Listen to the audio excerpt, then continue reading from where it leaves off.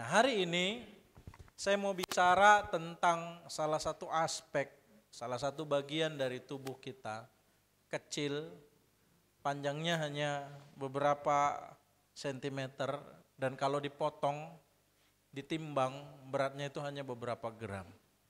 Tapi yang kecil ini bisa menentukan masa depan kehidupan kita, bisa menentukan hidup dan mati kita, bahkan kekekalan pun bisa diubah dengan yang satu ini. Hari ini saya mau bicara kepada kita tentang lidah. Coba tunjukkan lidahnya, lah gitu. Boleh ditampilkan? Nah, ini yang lagi viral.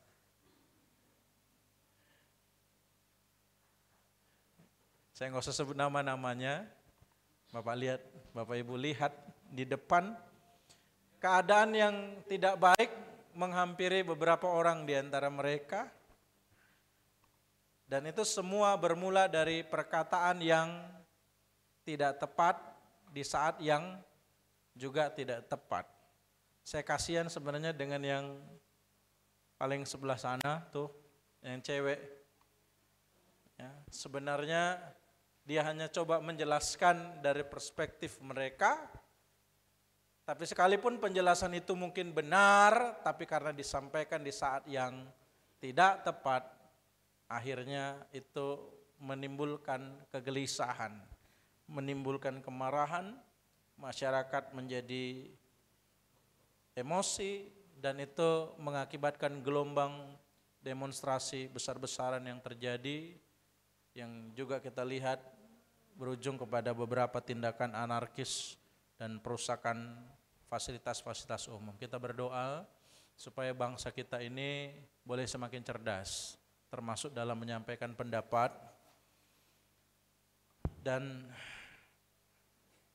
tidak kemudian menjadi semakin brutal dan tidak terkendali. Saya percaya Tuhan melihat segala sesuatu, Tuhan juga mengendalikan segala sesuatu, dan Roma pasal 8 berkata, di dalam segala hal Allah turut bekerja untuk mendatangkan kebaikan bagi orang-orang yang mengasihinya. Katakan amin. Ada pepatah dalam bahasa Indonesia yang berkata, mulutmu harimaumu. Amsal berkata, siapa yang ingin melihat hari-hari yang baik, dia harus menjaga mulutnya. Hidup dan mati dikuasai oleh lidah. Bahkan seperti saya sampaikan tadi di awal, kekekalan kita itu pun bisa diubah dengan perkataan. So, Alkitab berkata, siapa yang mengaku dengan mulutnya dan percaya dengan hatinya bahwa Yesus Kristus adalah Tuhan, dia akan diselamatkan. Jadi hidup yang kekal itu diubah oleh perkataan mulut. Ketika orang berkata sungguh-sungguh dari hatinya, saya percaya Yesus, dia diselamatkan. Tetapi ketika orang berkata dengan mulutnya dan menyangkali Yesus, dia binasa. So, kalau kekekalan kita bisa diubah dengan lidah kita, apalagi kehidupan kita di masa kini. Itu sebabnya Rasul Yakobus dalam surat Yakobus berkata, lidah itu api. Di dalamnya ada kekuatan yang bisa menyalakan kehidupan, sementara dia sendiri dinyalakan oleh api neraka. Kenapa lidah bisa menyalakan api neraka dalam kehidupan kita? So, waktu lidah kita menyangkal Yesus, disitulah kita masuk ke dalam kebinasaan. Satu kalimat bisa menghancurkan rumah tangga. Kalimat-kalimat yang tidak banyak, sederhana, dan mungkin gak dipikirkan bisa memecah belah persatuan umat-umat Tuhan yang ada di gereja. Kalimat-kalimat tertentu yang mungkin diucapkan sembarangan saja bisa membunuh karakter seseorang, membuat seorang kemudian kehilangan kepercayaan dirinya. Itu sebabnya hari ini firman Tuhan, Roh Kudus mau sampaikan kepada kita, berteriak kepada kita untuk kita tidak main-main dengan lidah kita. Karena lidah akan menentukan kehidupan kita. Banyak orang Kristen yang tidak dijatuhkan oleh dosa seperti perzinahan, pencurian, dan lain sebagainya. Tetapi dia menjadi jatuh dan hancur. Rumah tangganya hancur, pekerjaannya hancur, karirnya hancur. Karena apa? Karena lidah, karena perkataan yang tidak dikontrol. Orang itu mungkin orang yang rajin berdoa, orang yang rajin berpuasa, orang yang mungkin melayani Tuhan dengan suaranya di mimbar, tapi sayang tidak bisa mengendalikan lidahnya. Kita akan baca ayat kuncinya, kita masih di seri 1 Petrus pasal yang ketiga. Minggu lalu saya dari ayat yang pertama sampai ayat yang ke-7, hari ini ayat 8 sampai 12. Tapi saya ingin kita membaca dulu ayat kuncinya, ayat yang ke-10. 1 Petrus pasal 3, mari kita bangkit berdiri, kita baca ayat yang ke-10. Mari kita berdiri semua, 1 Petrus 3. Ayat yang ke-10 kita baca dalam hitungan yang ketiga. 1, 2, 3. Siapa yang mau mencintai hidup dan mau melihat hari-hari baik, ia harus menjaga lidahnya terhadap yang jahat dan bibirnya terhadap ucapan-ucapan yang menipu. Boleh ambil teman satu orang, laki-laki dengan laki-laki, perempuan dengan perempuan. Tangan kanan salaman, tangan kiri pegang bibirnya. Sambil bilang begini, atau tunjuk temannya. Bilang begini, ayo cari temannya dulu. Sampai dapat teman, berdua. Silakan, suami istri boleh ya. Ya. Ikutin saya ya. Bilang begini, kalau kamu mencintai hidupmu, dan kamu mau lihat hari-harimu baik, jaga lidahmu. Ulangi sekali lagi, yuk silakan. Kalau kamu mencintai hidupmu dan ingin melihat hari-harimu baik, jaga lidahmu. Puji Tuhan, silakan duduk. Judul firman Tuhan hari ini buat kita semua, lidahmu menentukan hidupmu. Ayat 8 sampai 12, dan akhirnya hendaklah kamu semua seia sekata, seperasaan, mengasihi saudara-saudara, penyayang dan rendah hati. Dan janganlah membalas kejahatan dengan kejahatan atau caci maki dengan caci maki, tetapi sebaliknya hendaklah kamu memberkati, karena untuk itulah kamu dipanggil, yaitu untuk memperoleh berkat. Sebab siapa yang mau mencintai hidup dan mau melihat hari-hari baik, ia harus menjaga lidahnya terhadap yang jahat dan bibirnya terhadap ucapan-ucapan yang menipu. Ia harus menjauhi yang jahat dan melakukan yang baik. Ia harus mencari perdamaian dan berusaha mendapatkannya. Sebab mata Tuhan tertuju kepada orang-orang benar dan telinganya kepada permohonan mereka yang minta tolong, tetapi wajah Tuhan menentang orang-orang yang berbuat jahat. Hari ini saya sampaikan 3 hal mengapa lidah menentukan hidup orang-orang yang percaya. Mengapa lidah menentukan hidup orang-orang yang percaya? Yang pertama, karena lidah akan membongkar siapa saya dan siapa Anda yang sebenarnya. Lidah akan membongkar siapa kita yang sebenarnya. Di ayat yang ke-8, Rasul Petrus berkata, hendaklah kamu seia sekata. Kita diminta untuk seperasaan, mengasihi, penyayang dan rendah hati. Dan tentu praktek pertama dari 5 hal ini adalah dengan berkata-kata. Kita mengungkapkan kasih sayang dengan kata-kata. Kita mengungkapkan empati dengan kata-kata. Kita seia sekata, dalam bahasa Inggris dikatakan harmonious. Kita menjaga keharmonisan itu dengan kata-kata. Tapi pada akhirnya kata-kata yang keluar dari mulut kita pada akhirnya lidah itu hanyalah cerminan dari hati kita.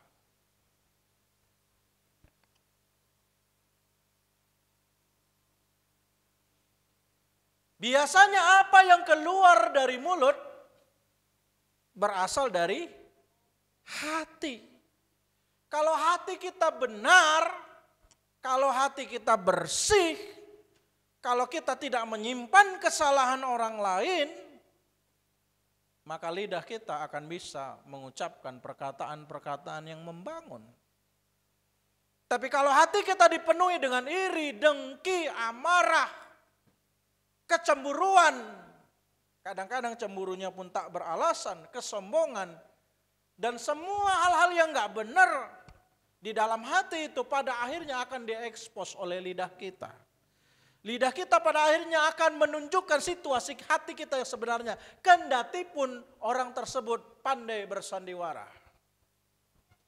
Kadang-kadang orang bisa lain di mulut, lain di hati. Bisa berkata-kata manis dengan mulutnya walaupun hatinya pahit. Tapi dalam situasi tertentu, dalam tekanan tertentu, sekalipun pandai menyembunyikan, pada akhirnya mulut pun akan terbuka untuk menceritakan, untuk memberitahu apa yang sebenarnya ada di dalam hati kita. Matius 15 ayat 18, tetapi apa yang keluar dari mulut berasal dari hati, dan itulah yang sering sekali menajiskan seseorang.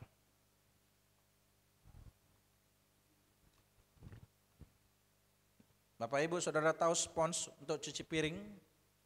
Kalau kita celup spons itu di air yang jernih dan waktu kita peras, maka yang keluar adalah air yang jernih. Tapi kalau kita celup spons itu di lumpur, air yang berlumpur, dan kita kemudian peras, maka yang keluar juga adalah air yang berlumpur. Demikian juga dengan hati kita. Kalau hati kita berlumpur, kalau hati kita jorok, hati kita kotor, hati kita pahit, dan ketika jiwa kita diperas, maka keluarlah juga kata-kata yang jorok, kata-kata yang pahit. Kata-kata yang tidak membangun. Bahkan lebih dalam lagi, lidah itu bukan sekedar cerminan jiwa, tetapi pengeras suara jiwa. Apa yang tersimpan di dalam lubuk hati kita yang paling dalam, apa yang ada di dalam jiwa kita, akan diceritakan keluar dan dikeraskan oleh lidah kita. Apa yang kita sembunyikan dalam hati akan diumumkan melalui lidah. Kalau hati kita busuk, cepat atau lambat, pada akhirnya akan keluar juga kata-kata yang busuk, kata-kata yang beracun.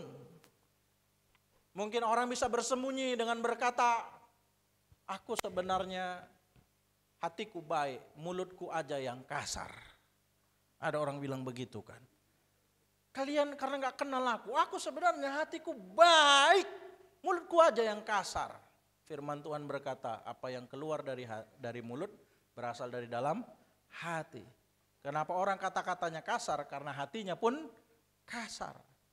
Jangan berkata ini hanya emosi sesaat. Emosi sesaat itu sebenarnya puncak dari perenungan panjang di dalam hati. Dari kepahitan yang disimpan dan timbun di dalam hati. Dan akhirnya keluarlah itu.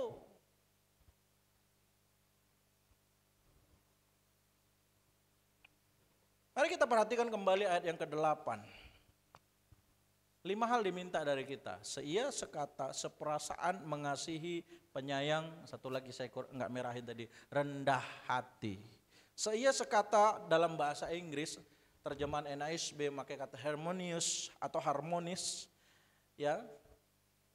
Dan harmonis tidaknya saya dengan saudara. Harmonis tidaknya A dengan B.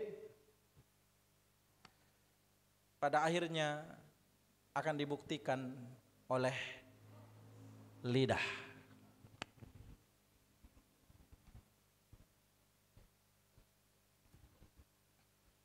Orang bisa berpura-pura akur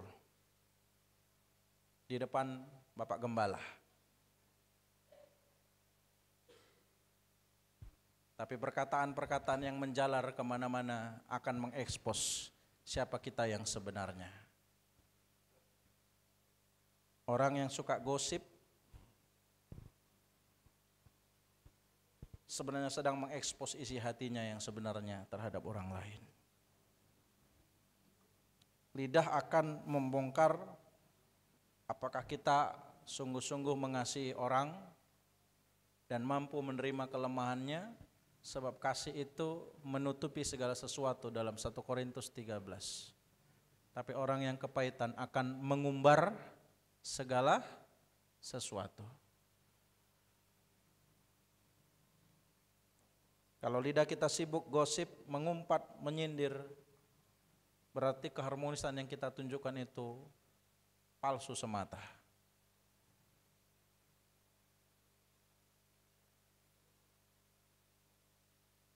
Itu sebabnya waktu kita mau bicara hal-hal negatif kepada orang dan tentang orang,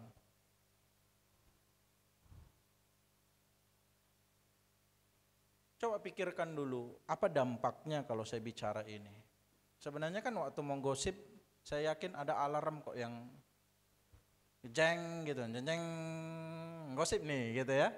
Nah, gosip nih, sebentar lagi kamu gosip nih, kamu pengen gosip nih ya, pengen gosip ya gitu. Ada alarm yang akan bunyi di dalam hati kita. Tapi karena hati kita memang sudah kadung pahit, hati kita memang sudah kadung kecewa, hati kita sudah memang kadung marah, alarm bunyi pun kita abaikan. Akhirnya dieksposlah kondisi jiwa yang kecewa, kondisi jiwa yang marah, kondisi jiwa yang tak berterima, kondisi jiwa yang dendam dan sakit hati. Dan itu diekspos melalui perkataan mulut. Mulai gosip, mulai ceritakan kelemahan orang, mulai persalahkan orang, mulai cari kambing hitam. Tapi orang-orang yang hatinya benar, waktu ada gosip memilih diam, atau setidak-tidaknya dia akan coba alihkan topik. Udahlah, nggak usah kita bahas itu, yang lain yang kita bahas ya. Orang-orang yang seperti itu adalah gambaran orang-orang yang hatinya bersih. Tapi waktu ada gosip, lalu kamu datang nimbrung, apa tadi ceritanya? Ya. Oh iya, pas yang kau bilang itu. Lah kan lebih lagi kita siram lagi minyak. Lah itu menggambarkan kondisi jiwa kita yang sebenarnya. Maka walaupun kelihatannya harmonis, duduk sama-sama, senyum, salaman, palsu, hatinya enggak harmonis. Maka hati yang memang harus dibenerin supaya lidahnya pun benar. Kita diminta untuk seperasaan, bahasa Inggrisnya simpati. Kayaknya orang-orang yang sering bilang rasain, mampus, salah sendiri, syukurin. Nah, ini orang-orang yang hatinya gelap, yang hatinya kurang simpati. Dan di tengah-tengah kejatuhan orang lain bukannya merasa gimana gitu, Tuhan tolonglah dia. Nah ini kalau orang hatinya benar, sebenarnya memang banyak kelemahan kawan itu, tapi Tuhan tolonglah dia. Tapi justru nggak berkata seperti itu. Rasain, selama ini udah aku bilangin, nggak dihargainya perkataanku, nggak didengar apa aku bilang. Sekarang dirasakannya, habislah dia sekali ini, mampus.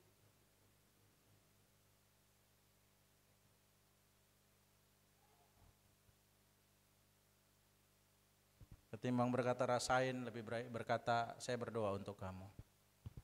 Tuhan tolong. Kita diminta juga untuk mengasihi, brotherly love, kasih persaudaraan, menganggap orang-orang itu saudara.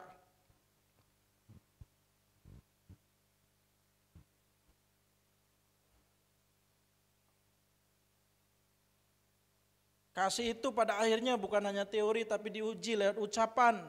Apakah kita sungguh-sungguh mengasihi orang lain sebagai saudara? Memang kalau udah benci ya akan nampak juga melalui kata-kata. Apakah kita mampu menghibur orang di dalam kelemahannya, menegur dengan kasih. Walaupun mungkin teguran kita tidak diterima, pada akhirnya semuanya akan dibongkar oleh lidah kita. Kita diminta untuk penyayang, dalam bahasa aslinya berarti berhati lembut, penuh dengan belas kasihan. Tapi ketika kita mengejek, ketika kita merendahkan, ketika kita menyakiti, itu adalah bukti bahwa hati kita tidak cukup lembut. Hati kita tidak cukup dengan belas kasihan. Kita juga diminta untuk rendah hati. Kadang-kadang orang mencoba rendah hati dan berkata begini, ini bukan cakap sombong ya, ini bukan mau nyombong ya, tapi lo mau cerita, nggak cakap sombong katanya, tapi sombong kali ceritanya. Aku bukan mau nyombong ini, tapi tengoklah gimana, berhasil hidup kami kan. Tengok si Anu itu, makanya udah aku bilangin kemarin, aku nggak cakap sombong. Bolak-balik dibilangnya gak cakap sombong, tapi sepanjang perkataannya sombong terus yang keluar. Tapi gak cakap sombong, gak cakap sombong. Tapi orang-orang yang rendah hati, sadar semua karena kemurahan Tuhan. Dan seringkali ujian kerendahan hati itu ketika kita dihina, ketika kita direndahkan. Apakah kita cukup rendah hati atau tidak? Waktu kita direndahkan, waktu kita dihina, lalu kita berkata, emangnya kau udah gimana kali ha? Kau pandai kau ceritakan jelekku. Aku kalau mau ceritakan jelekmu sekarang ya, kau mulai dang.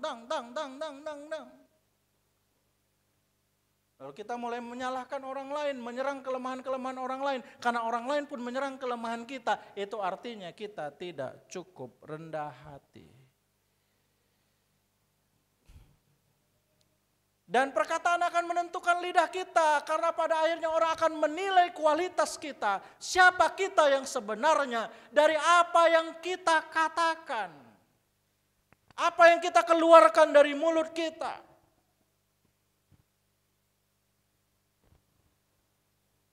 Kalau hati kita gagal, maka biasanya lidah kita gagal. Tapi kalau hati kita belajar tunduk kepada Kristus, lidah kita pun bisa memberkati. Itu sebabnya daripada sumpah serapah, menghina, membalas, lebih baik kita jaga mulut. Dan seperti itu juga Roh Kudus akan bekerja dalam kehidupan kita, menolong dan membebaskan hati kita dari segala hal-hal yang jahat. Hal yang kedua, 1 Petrus pasal yang ketiga ayat 9. Dan janganlah membalas kejahatan dengan kejahatan atau caci maki dengan caci maki. Tadi kita sudah belajar bahwa lidah itu membongkar siapa kita yang sebenarnya karena lidah itu cermin. Yang kedua, saya mau sampaikan bahwa lidah itu adalah roda penggerak.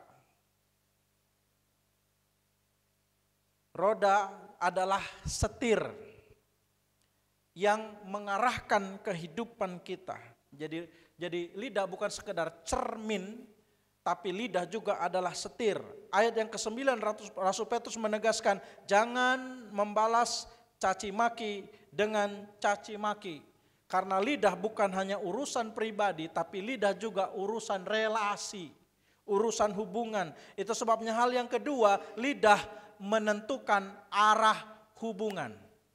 Apakah hubungan antara saudara dengan suami saudara, apakah hubungan antara saudara dengan istri saudara makin dalam, makin baik, makin harmonis, makin saling mengerti, atau pertengkaran yang sedang terjadi akan berarah makin buruk dan akan makin buruk, itu bergantung kepada apa yang keluar dari lidah kita.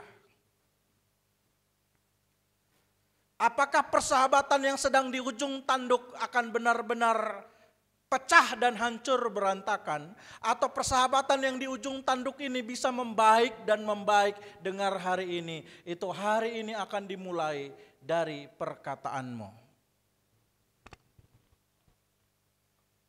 Apakah hubungan yang buruk dengan pimpinan saudara di tempat kerja akan membaik, atau pimpinan saudara akan malah makin benci saudara dan Satu waktu dia akan pecat engkau, itu hari ini akan bergantung kepada apa yang engkau katakan.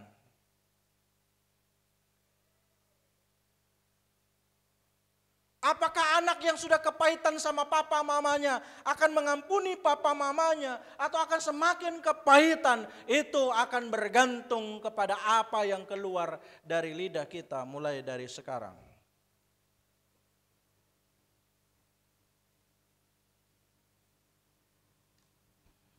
Kata-kata itu bisa jadi peluru yang menghancurkan, tapi juga bisa jadi jembatan yang menghubungkan apa yang putus. Lidah akan menentukan apakah kita hidup dalam siklus balas dendam, atau kita mau berjalan mengikuti arus berkat Tuhan. Lidah akan menentukan kita jadi saluran berkat atau jadi agen sumpah serapah, kutuk mengutuk. Lidah itu seperti setir yang mengendalikan kapal yang besar. Beberapa hari yang lalu saya chat Pak Nordam, posisinya di Kanada katanya. Dia bekerja di kapal pesiar yang besar, tapi kemudinya setirnya itu kecil. Lidah kita pun kecil. Tapi dia bisa membuat dan menghasilkan perkara-perkara besar dalam hidup kita. Dengan lidah yang baik kita bisa mencapai peningkatan karir, perkenanan manusia, dan perkenanan Tuhan. Tapi dengan lidah juga kita bisa menghancurkan karir, hidup, dan masa depan kita. Semuanya arahnya akan digerakkan oleh lidah. Dengan lidah orang bergerak di jalan yang lurus.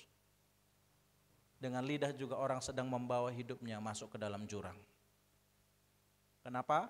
Karena lidah adalah setir kehidupan. Lidah adalah kendali kehidupan. Lidah juga akan menentukan posisi kita, apakah kita berpihak kepada Kristus atau berpihak kepada setan. Waktu kita mengumpat, waktu kita caci, waktu kita membalas dendam dengan perkataan kita, sesungguhnya kita tidak sedang berpihak kepada Kristus.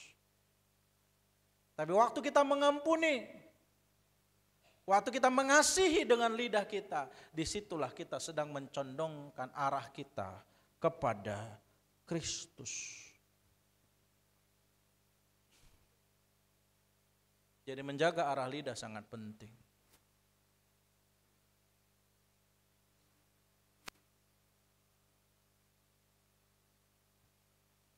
Kalau saudara sedang ada dalam hubungan yang rusak dengan seseorang, jangan perkeruh, tambah ketegangan dan perkeruh suasana, dan semakin menghancurkan dengan kata-kata.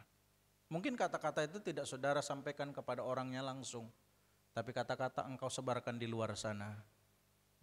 Namanya gosip, makin digosok makin sip. Cerita. Udah tahu hubungannya buruk, menggosip pula.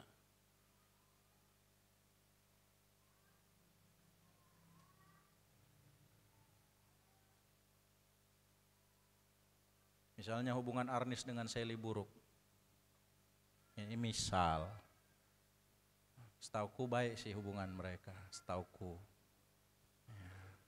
Misalnya hubungan Arnis dengan Sally buruk.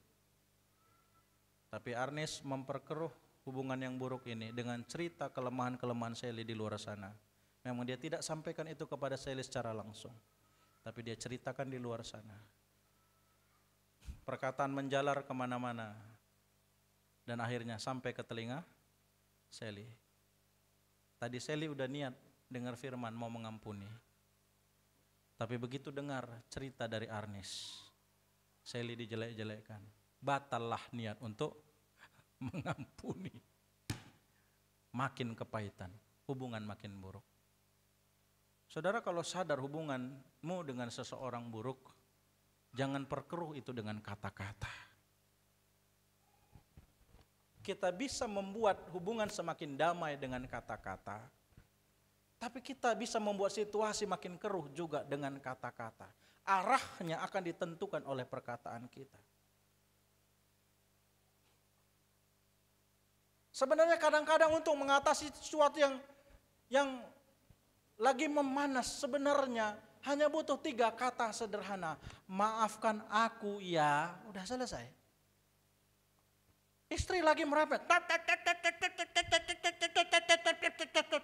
Sebenarnya suami kalau cukup rendah hati, nggak gengsi, merasa direndahkan oleh istrinya, hanya sebenarnya cukup 3 kata sederhana. Maafkan aku ya.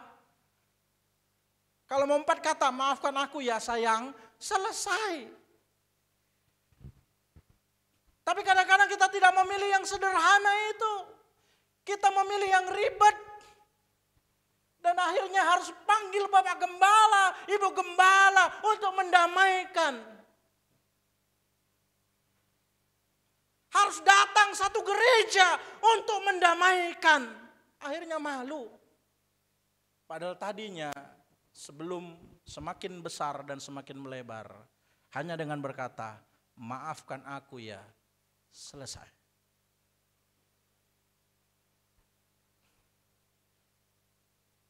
Tapi justru bukan maafkan aku yang keluar, justru membalas. Cat. Dibalas lagi dengan cat. Penghinaan dibalas dengan penghinaan. Perendahan dibalas dengan perendahan. Caci maki dibalas dengan caci maki. Akhirnya hubungan menjadi semakin buruk.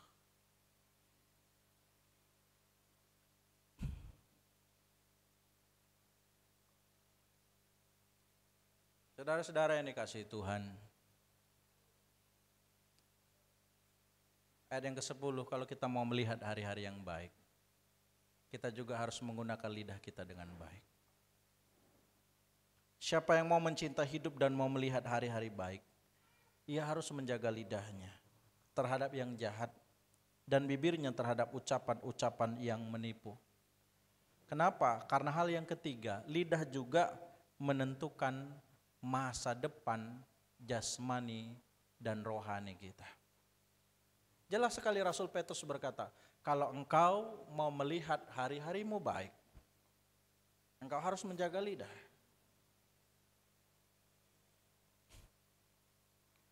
Sebab yang ketiga, lidah itu bukan hanya cermin, lidah juga bukan hanya roda penggerak dan setir, tapi lidah juga adalah kunci.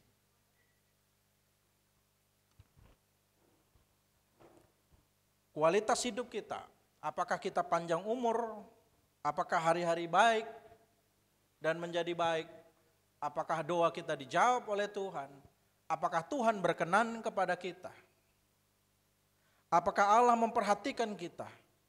Semua ini tidak bisa lepas dari kata-kata yang setiap hari keluar dari mulut kita.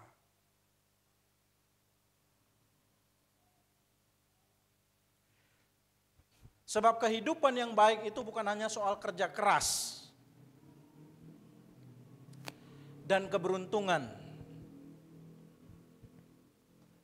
Kehidupan yang baik itu datang dari berkat dan perkenanan Tuhan. Tapi perhatikan tadi ayat yang ke 11-12. Coba Arnis ke atas. Ayat 12. Mata Tuhan tertuju kepada orang-orang benar. Tuhan memperhatikan orang-orang yang berkata-kata dengan benar. Dan telinganya kepada permohonan mereka yang minta tolong. Tuhan mau dengar orang-orang yang doanya benar, yang kata-katanya benar. Dan Tuhan mau mengubah masa depan jasmani dan masa depan rohani seseorang melalui kehidupan yang berkata-kata dengan benar. Saya kasih satu contoh. Kerap kita berdoa, latah dan berkata begini, Tuhan aku percaya, sering ya. Tuhan kami percaya kuasa-Mu besar dan Engkau mampu menolong kami. Tuhan, kami percaya Engkau ajaib dan Engkau sanggup menolong kami. Doa selesai, amin. 1 jam kemudian datang temannya. Gimana? Sudah masalahmu? Itulah. Sampai sekarang belum datang pertolongan. Kayaknya nggak didengar Tuhan doaku. Susah kali kurasa. Hilang damai sejahteraku. Di satu waktu kita berkata, aku percaya Tuhan. Tapi 1 jam kemudian kita berkata, Tuhan gak dengar doaku.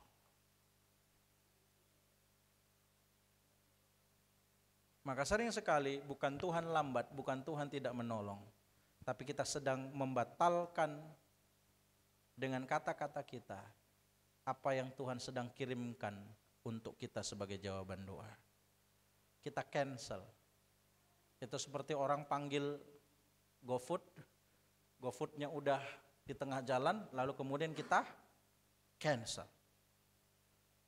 Seperti kita panggil Gojek, Gojeknya sudah mau nyampe, 100 meter kemudian nyampe, kita kemudian cancel. Jadi bukan Gojeknya tidak bergerak menuju kita, menghampiri kita, tapi kita cancel dengan kata-kata kita. Hidup mati dikuasai lidah. Siapa yang menggemakannya akan memakan buahnya. Saya sudah beberapa kali sampaikan ini. Di dalam perkataan ada hukum gema. Saudara tahu gema? Ketika kita berkata, halo, apa jawabannya di sana? Halo, assalamualaikum. Jawabannya apa? Waalaikumsalam. Begitu, itu bukan gema. Ketika kita berkata, assalamualaikum, dia akan juga berkata, assalamualaikum. Kita berkata, shalom, di sana juga, shalom. Ada hukum gema di dalam perkataan.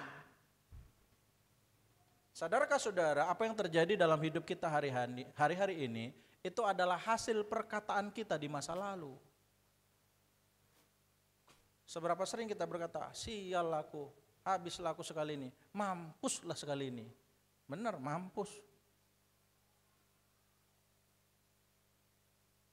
Kayaknya susah ini ke depan. Susah ini, susah. Jadilah sesuai dengan perkataan. Kalau kita mau melihat hari-hari yang baik, coba belajar untuk tidak bersetuju dengan perkataan kita terhadap kondisi buruk yang sedang terjadi dalam kehidupan kita. Kondisi buruk boleh terjadi, tapi perkataan harus tetap benar. Perkataan harus memegang janji Tuhan. Perkataan harus tetap berharap. Perkataan harus tetap positif. Optimis, bukan pesimis.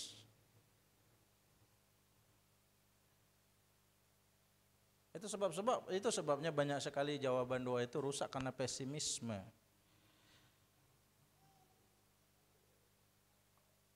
Ayat 12, Allah memperhatikan 2 orang benar, tapi Allah menutup telinganya bagi orang-orang yang memakai lidahnya dengan kejahatan.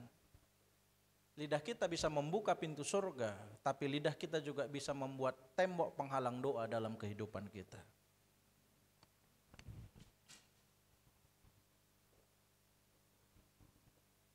Banyak orang berkata, Tuhan gak dengar doaku.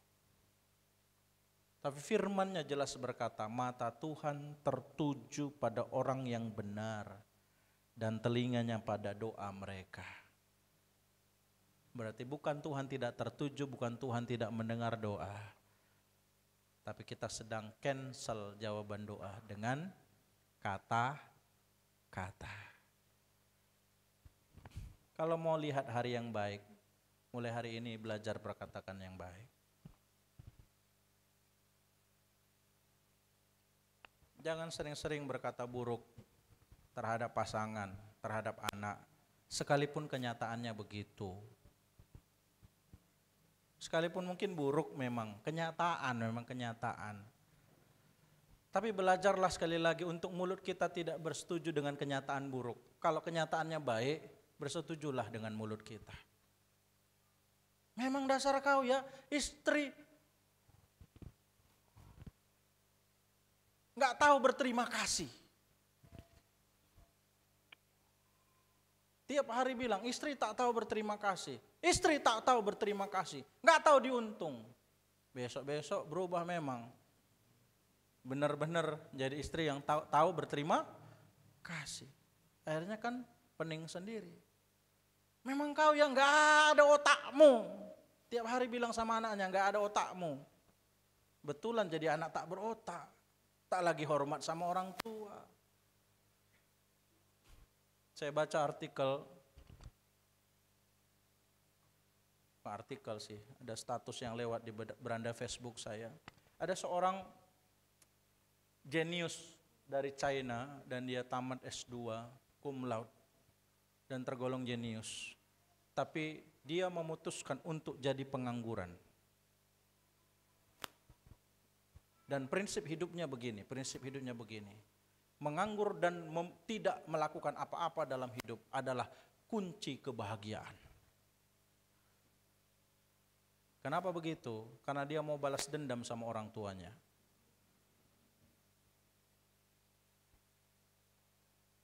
Dia melewatkan masa-masa kebahagiaan masa kecil, dipaksa untuk menjadi pintar secara akademis. Dipaksa, dan mungkin dengan perkataan-perkataan yang juga enggak sehat. Akhirnya anak itu memutuskan setelah dia selesai S2 dengan nilai cum laude, dia bilang begini, aku sudah selesaikan kewajibanku untuk orang tuaku. Maka sekarang waktunya mereka untuk membahagiakan aku. Maka dia memutuskan dirinya untuk jadi pengangguran. Bayangin, jenius S2 tapi memutuskan pengangguran.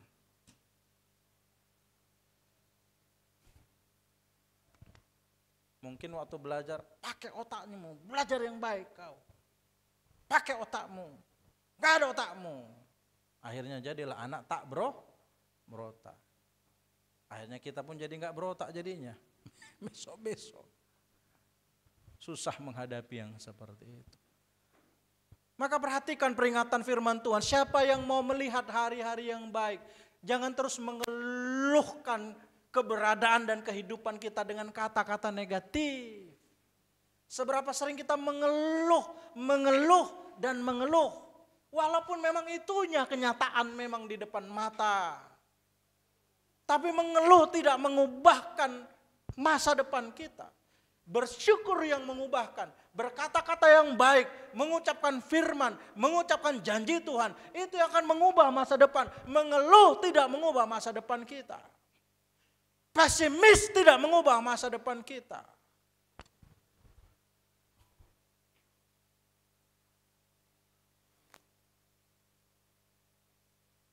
Maka sadarilah keadaan kita hari ini. Sering sekali karena kata-kata kita. Itu sebabnya saudara-saudara yang dikasihi Tuhan, jangan remehkan lidah. Lidah ini kecil, tapi juga anggota tubuh yang paling sulit dikendalikan.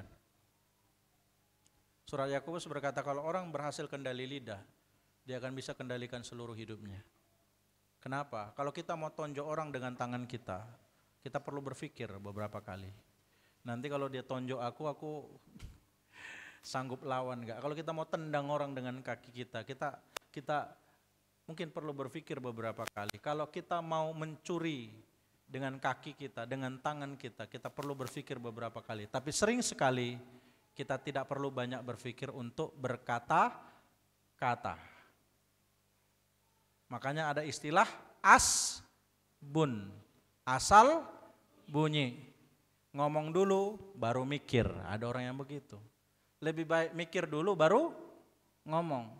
Tapi ada juga orang yang ngomong dulu baru mikir. Yang seperti ini harus bertobat. Kalau mau lihat hari-hari yang baik, waktu mau ceritain orang, mikir. Ini nanti kalau aku ceritain, dampaknya bagus enggak untuk pelayanan.